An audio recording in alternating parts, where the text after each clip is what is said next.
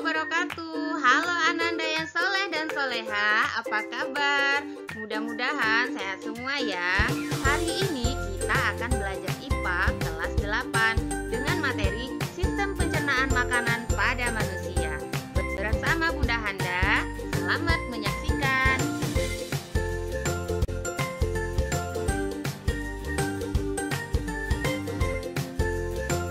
Anak soleh dan soleha, ada yang bisa menjawab pertanyaan berikut? Oke, betul sekali. Salah satu contoh makanan yang berasal dari Sumatera Selatan atau Kota Palembang itu ada empek-empek dan tekwan. Tentu rasanya nikmat sekali, bukan?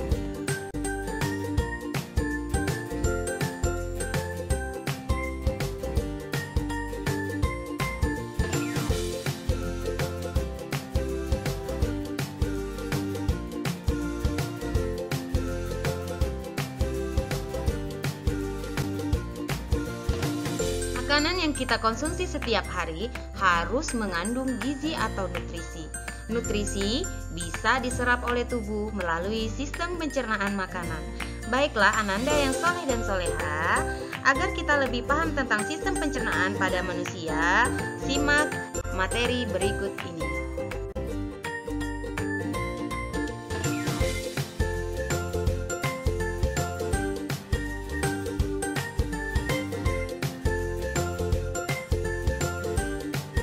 Nutrisi dalam makanan yang dibutuhkan oleh tubuh kita antara lain karbohidrat, protein, lemak, vitamin, dan mineral.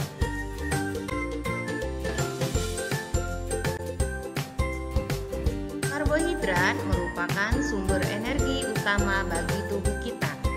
Karbohidrat banyak terdapat pada ubi, ketela, singkong, jagung, gandum, beras, dan banyak lagi yang lainnya.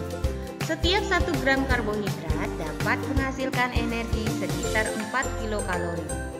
Karbohidrat diserap oleh tubuh dalam bentuk glukosa. Jadi, nasi yang kita makan itu tidak bisa langsung diserap oleh tubuh kita, melainkan harus dicerna dulu di dalam tubuh kita sehingga karbohidrat yang terdapat di dalam nasi diurai menjadi glukosa. Kemudian glukosa tersebut baru bisa diserap oleh tubuh kita. Kekurangan karbohidrat pada anak dapat menyebabkan penyakit marasmus.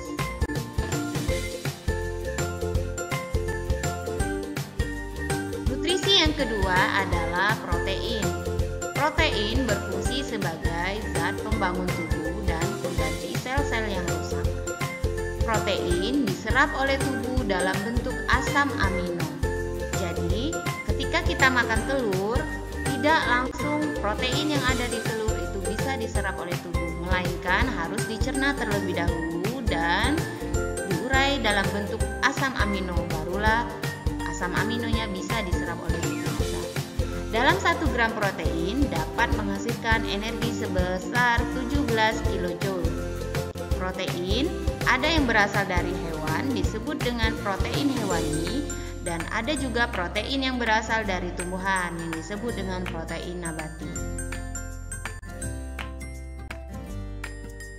Makanan yang mengandung lemak bisa terdapat pada ikan, kacang-kacangan, alpukat, telur, coklat, minyak, dan lain-lain. Lemak berfungsi sebagai cadangan energi serta pelarut vitamin A, D, E, dan K. 1 gram lemak dapat menghasilkan energi sekitar 9 kJ. Sumber lemak dari hewan disebut lemak hewani, dan sumber lemak dari tumbuhan disebut dengan lemak nabati. Nutrisi yang keempat adalah vitamin. Vitamin berfungsi sebagai koenzim. Terdiri dari vitamin yang larut dalam air seperti vitamin B dan C, dan vitamin yang larut dalam lemak seperti vitamin A, D, E, dan K, atau lebih mudah kita singkat dengan AD. Vitamin berfungsi sebagai tambahan, bukan menggantikan makanan.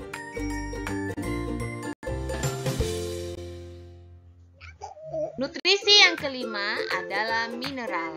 Mineral sangat dibutuhkan oleh tubuh kita. Mineral dapat berupa kalsium, fosfor, magnesium, natrium, besi, iodium, dan seng. Kekurangan mineral pada tubuh kita bisa menyebabkan berbagai gangguan. Misalnya, kekurangan iodium bisa menyebabkan penyakit gondok.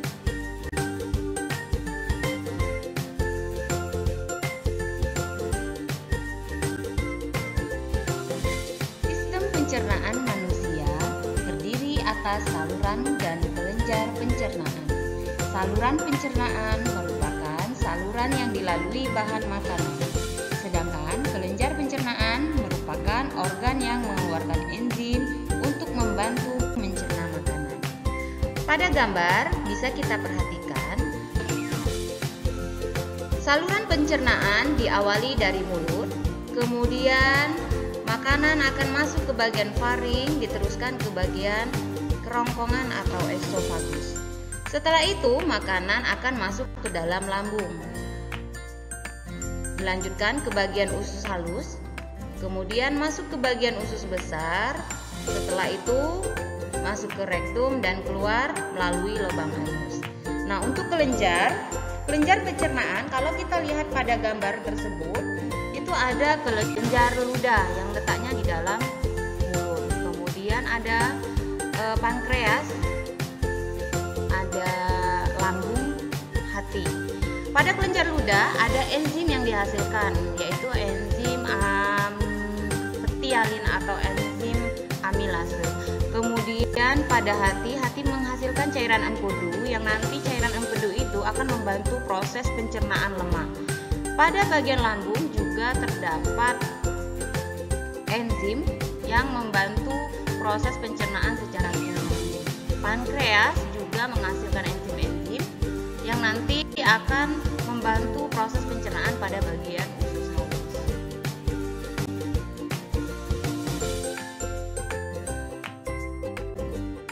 Saluran pencernaan dimulai dari mulut. Di dalam mulut terdapat gigi, lidah, dan kelenjar air liur atau saliva.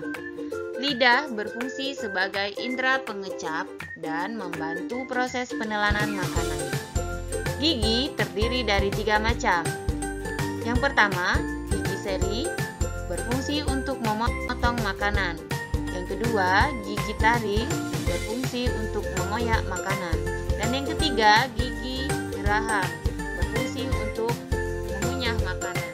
Gigi geraham ada 2, gigi geraham depan dan gigi geraham belakang.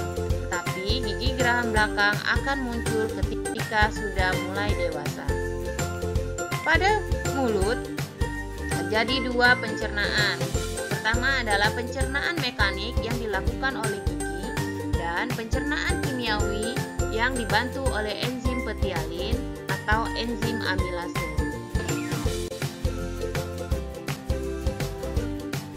Setelah makanan mengalami proses pengunyahan di dalam mulut, makanan akan dilanjutkan ke bagian faring. Faring merupakan saluran yang memanjang dari bagian belakang rongga mulut sampai ke permukaan kerongkongan. Pada pangkal faring terdapat katup pernapasan yang disebut epiglottis. Kerongkongan atau esofagus merupakan organ berbentuk tabung, lurus, berotot lurik, dan berdinding tebal. Pada kerongkongan terjadi gerakan peristaltik, yaitu gerakan meremas-remas makanan. Nah, makanan yang dari mulut tadi akan melalui faring, kemudian masuk ke bagian kerongkongan. Setelah itu, makanan akan dilanjutkan ke bagian lambung.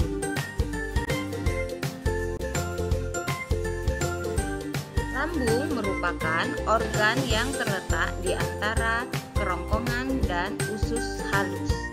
Di dalam lambung terdapat getah lambung yang mengandung asam klorida dan enzim-enzim pencernaan seperti enzim pepsin dan renin.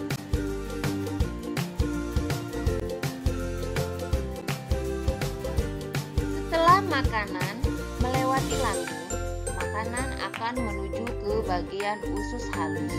Usus halus terdiri dari 3 bagian. usus 12 jari atau duodenum, usus tengah atau jejunum, dan usus penyerapan atau ileum. Sebagian besar tugas usus adalah menyerap sari-sari makanan, tetapi selain penyerapan sari-sari makanan, di bagian usus halus juga masih terjadi pencernaan secara kimiawi.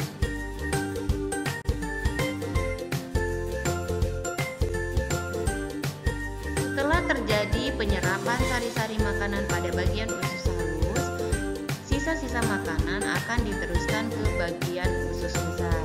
Nah, di dalam usus besar terdapat bakteri Escherichia coli yang membantu proses pembusukan sisa makanan. Usus besar juga berfungsi mengatur kadar air pada sisa makanan. Nah, usus besar bisa kita lihat pada gambar. Usus besar terdiri atas usus buntu, bagian usus besar yang menanjak atau disebut dengan kolon ascendens, kemudian ada bagian melintang, kolon transversum, dan yang terakhir ada bagian kolon yang menurun atau disebut dengan kolon descendens. Setelah terjadi proses pembusukan di bagian usus besar, akan dihasilkanlah feses atau tinja. Sebelum dikeluarkan, feses ditampung dalam rektum dan selanjutnya dikeluarkan melalui lubang anus. Oke, anak-anak semuanya, supaya kita lebih paham, mari kita saksikan video berikut ini. Proses pencernaan makanan diawali dari makanan masuk ke dalam mulut. Kemudian di dalam mulut akan terjadi proses pencernaan kimiawi yang dibantu oleh enzim betialin dan pencernaan mekanik yang akan dibantu oleh gigi kita. Setelah itu makanan akan kita telan dengan bantuan lidah masuk ke dalam bagian kerongkongan. Nah, di kerongkongan akan terjadi gerak peristaltik, yaitu gerak meremas makanan. Kemudian makanan akan masuk ke dalam lambung. Di dalam lambung terdapat getah lambung yang mengandung asam klorida dan beberapa macam enzim. Di sana akan terjadi peristiwa pencernaan mekanik juga sekaligus kimia, di mana pencernaan mekanik itu dibantu oleh otot-otot lambung dan pencernaan kimiawi dibantu oleh enzim-enzim pencernaan yang ada di dalam lambung. Kemudian makanan akan masuk ke bagian usus halus. Di bagian usus halus ini masih terjadi pencernaan kimiawi. Kemudian selain dari itu, pada bagian usus halus, sari-sari makanan yang sudah terbentuk akan diserap oleh pembuluh darah kita dan diedarkan ke seluruh tubuh. Nah, sisa-sisa makanan hasil dari penyerapan sari-sari makanan akan diteruskan ke bagian usus besar. Di bagian usus besar ini akan terjadi pembusukan yang dibantu oleh bakteri Escherichia coli. Setelah itu, makanan akan diteruskan ke bagian rektum dan terakhir akan dikeluarkan ke bagian anus. Dari hasil penjelasan video yang sudah kita tonton tadi, maka bisa kita tarik kesimpulan bahwa pencernaan mekanik adalah pencernaan yang melibatkan gigi dan otot yang tujuannya untuk menghaluskan makanan dari partikel besar menjadi partikel kecil. Sedangkan pencernaan kimiawi merupakan pencernaan yang melibatkan enzim yang dihasilkan oleh kelenjar pencernaan yang berfungsi menyederhanakan struktur zat gizi supaya bisa diserap ketika di usus. Misalnya, karbohidrat itu diurai terlebih dahulu menjadi glukosa. Nah, barulah glukosa bisa diserap oleh usus kita. Sistem pencernaan dapat mengalami gangguan yang mengakibatkan proses pencernaan berlangsung tidak sempurna. Gangguan pada sistem pencernaan bisa terjadi pada daerah mulut, lambung, usus halus, usus besar, maupun pada bagian anus. Pada bagian mulut bisa terjadi gangguan atau penyakit seperti sariawan, sakit gigi, gondong, serostomia, dan lain-lain. Pada bagian lambung bisa terjadi gangguan atau penyakit seperti emah, tukak lambung.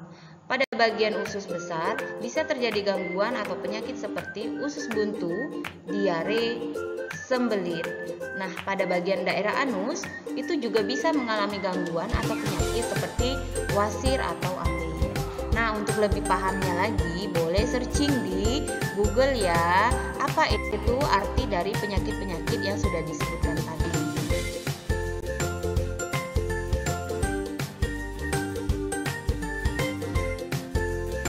Baiklah Ananda yang soleh dan soleha, sebelum kita tutup pembelajaran kita hari ini, Bunda sudah siapkan 5 soal latihan yang harus Ananda kerjakan di rumah. Terima kasih atas perhatiannya, semoga pembelajaran kita hari ini bermanfaat. Bunda akhiri, wassalamualaikum warahmatullahi wabarakatuh.